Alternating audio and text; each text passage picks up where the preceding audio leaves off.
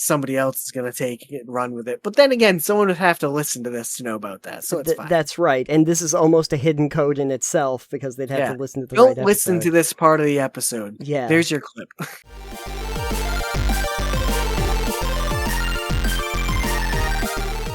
Can you put secret levels in tabletop role-playing games? Sure, maybe. Sure, maybe. That's the best answer. There's... Done and dusted.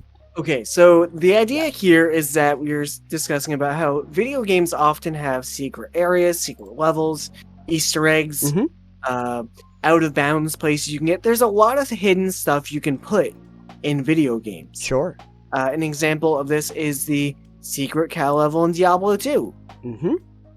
Or Whimsyshire in 3. Or Whimsyshire in 3, which, Diablo 2 secret cow level was put there because there was a cheat code, I think, in StarCraft, which is called There Is No Cow Level, because there was originally rumors for Diablo 1 that there was a secret cow level. Yeah. And they made the cheat code in StarCraft to kind of debunk it. Sure. But then making Diablo 2, they're like, actually, let's make a secret cow level. Yeah. Because that sounds ridiculous. Mm-hmm. And so they did. And people loved it.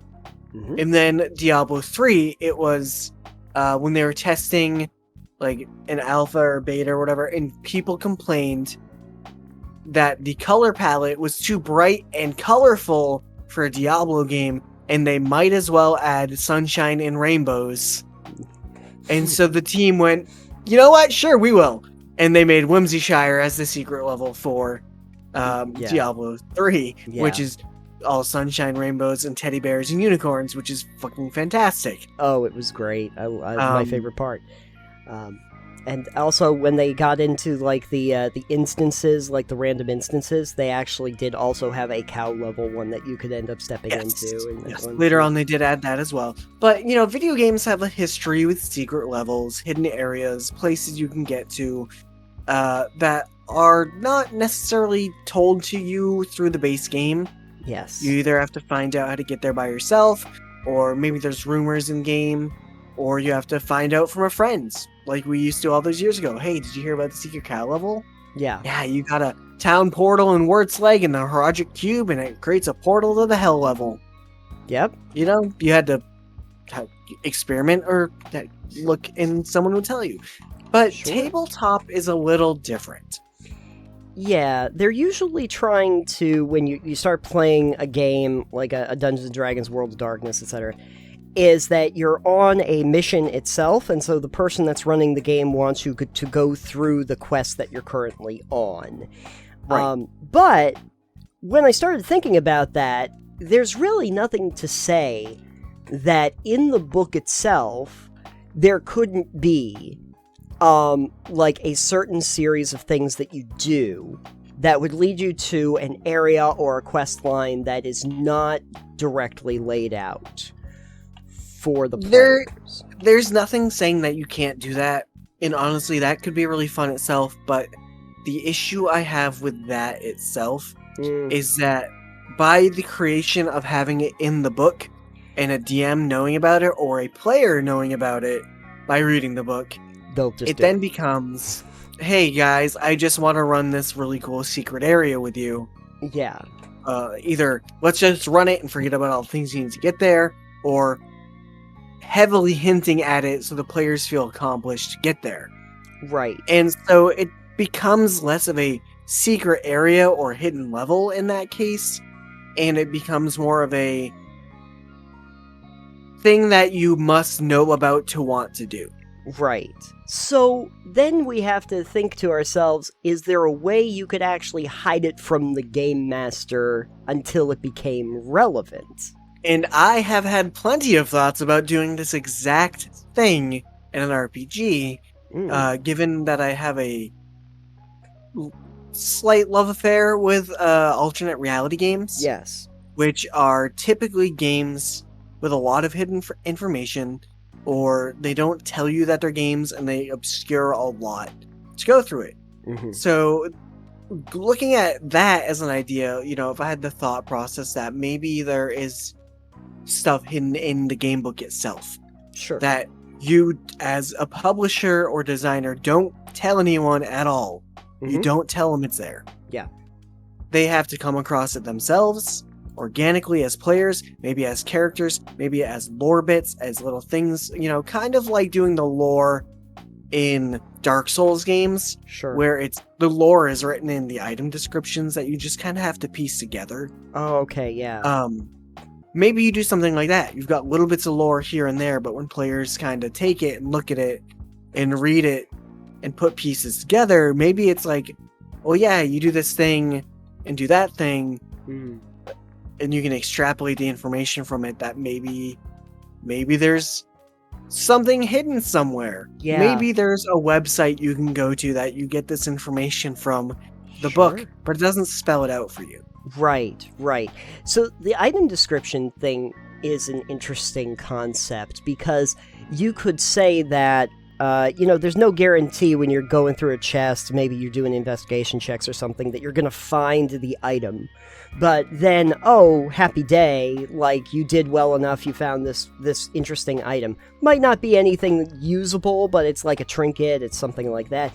It's a key, you put those in a lot of places, this magical key. I think actually in our last D&D section there was a magical key that we found, but the whole item description of it was that you can try to unlock doors with it, and there's like a 20% chance that it will work, and then it's not usable anymore. So it's kind of like it's a very unreliable skeleton key, basically. Yeah. But think about it this way: what if you actually could find a key, but you don't know what the key goes to, and then the only way you even find out any hints to what it might go to is in the item description of the key, to tell you like what the origin of it is. Like if you do checks on like history or about a magic item, and maybe you can kind of from that information extrapolate that it belongs to something else, and then when you get to an area that it might become pertinent, see if you could find a chest that might not be obvious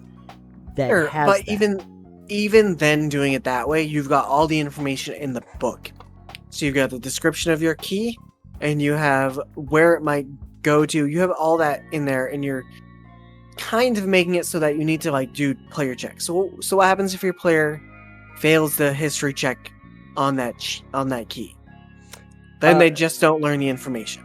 Yeah, they're just not going to know what the information is. So generally with something like that, a history check, you shouldn't be able to make more than once on an item. You don't learn any more history than you would have known. Right. So if your players miss that, then suddenly this key that they could have learned any hints from is useless because they failed to check. So if you really truly wanted to make a hidden level for a game, I think you'd have to divorce it from being something that the characters could fail, and it would have to be based on player knowledge. All right. So that's where like the ideas I've had for a game I would love to do is like all the stuff is hidden. And maybe I've got like a website set up for like a wiki. Sure. Or like monsters, it's got entries, but maybe there's pages that are password protected or just locked somehow. And maybe you go through your RPG and you find something that gives you runes and you can decipher this alphabet. But the book doesn't tell you that this is actually an alphabet and you can decipher. Oh, yeah. And then you actually, as a player, outside of the game, go through and decipher this alphabet in the book. So then you find some art assets in the book that have these runes. And turns out it's all something you can decode. Sure. This harkens back to, say, our Mandela Effect episode. Sure. Where we've got some little hidden secrets in there. Sure. But like, if you're not looking for that and you don't realize it's there, it's just kind of there. Right. But once you realize it's something, you can go back in and you can take a better look at it and go, okay, well, all these runes are great and artistic and it's fine. But then you're like, oh, this is a legible alphabet. Yeah. So you go back in and you read the wall says, go check out, or it's a cryptic clue about a full moon and howling, and you're like, oh, that sounds like something to do with werewolves. So then you go to the werewolf page on the website, and it's got like maybe something down the bottom that's hidden, and it's got like a password you can put in. Yeah. And you get taken to another page. It's got like my thought is you hide all this stuff, and then it's like, oh, you found this, cool. Here's a dungeon crawl that's not published in the book at all. Mm-hmm. It's not published anywhere written. It's only existing on this webpage that you have to have put clues together to find. Yeah. I like the idea, too, of trying to use the art assets for it, because I think that if you were to print it into the book itself, people would automatically know that there was a code. And exactly. There's a lot of times when you'll see art assets and they'll be like, cryptograms, or there'll be like, hieroglyphics or something on the back, and people just will pay no mind to it. But if that was an actual code for an actual thing to decode. And I think that's, something I've been thinking about for a while, because I would love to make a game that goes with those ideas, where it's got a bunch of hidden stuff. In theory, I'd love to have a base RPG that has a hidden ARG underneath it that ties into the game. Yeah. So you go through this entire game, you can play it as is, but then you've got stuff within the rulebooks and the website that you can find all these little mysteries, and you can pay them no attention. Yeah. But once you realize that they're a thing, you could suddenly go in and then maybe have a whole new campaign that isn't published, is free for you to get a hold of, but you have to know where to look. Yeah. I think that the idea would be really helpful too, with the idea of like having a 3-dimensional like digital version of it. If you go in and you look at, like, you say, oh, well, you happen to get this ring, and you could describe the ring the way it is in the book, but if you had a 3-dimensional version of it on the website that you could go and look at, where you could actually rotate it around, and you could like try to find inscriptions that might be underneath the ring, which would not be obvious from the books, because now you can actually rotate it around and look at it in all dimensions. They've done that in video games, where you'll have the object, but then actually if you're looking for extra clues, they say, hey, you can investigate it more closely and find out that on the back of the pamphlets, which they won't be able to show you in the books or anything like that, there's a code that's written on it, and that's going to translate to something. I mean, even Skyrim did the very basic of this with the dragon claws for the barrows. Oh, okay. Where you have to, you've got the cipher door, as you will, which are really simple. Yeah. But they're like, oh, you need to pick which pattern, and so you take the claw and you look at it in 3D and you turn it around, and it has the 3 symbols, and you put them in that order. Yep. That is the simplest idea of that for Skyrim. Yeah. But take that idea and put it into an RPG, a tabletop RPG, and I think there's so much versatility you could do to hide hidden levels, items.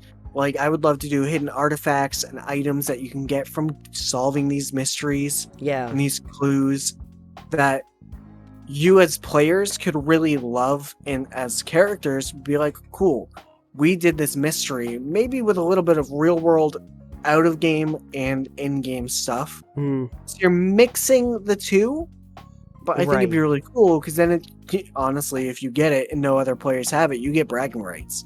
Yeah, and it also is kind of nice because the person running the game is now also essentially playing the game along with the players. Right, that part. And the trick to that, I think, is making sure that your GM doesn't have access to more information than the players do. Yeah, which is hard to do.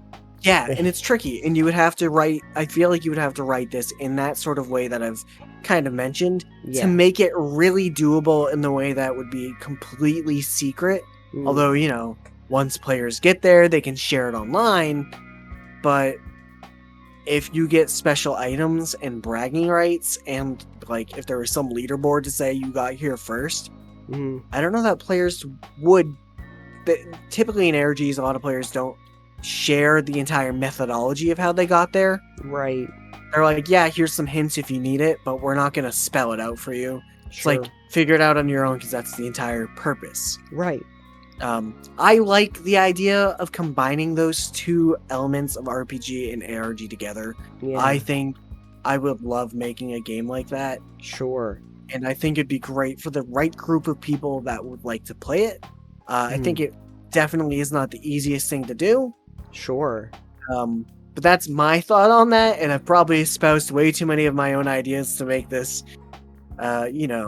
somebody else is going to take it and run with it. But then again, someone would have to listen to this to know about that, so it's fine. That's right, and this is almost a hidden code in itself, because they'd have to listen to the Don't right episode. listen to this part of the episode. Yeah. There's your clip. There's your clip. Don't listen to this part of the episode. I like the idea of possibly... Tell me what you think about this idea. So, when they do graphic models on a lot of games, they'll have, like, your rings, but your medallions or any banners, anything like that. And usually they will have the symbols or the imagery of different factions that are actually in the game. I'd like to try something where you come across a medallion and it has a symbol on it. And unless you're really familiar with all of the lore and the factions of the world, you wouldn't know that this is not correlative to any of the current factions that are there.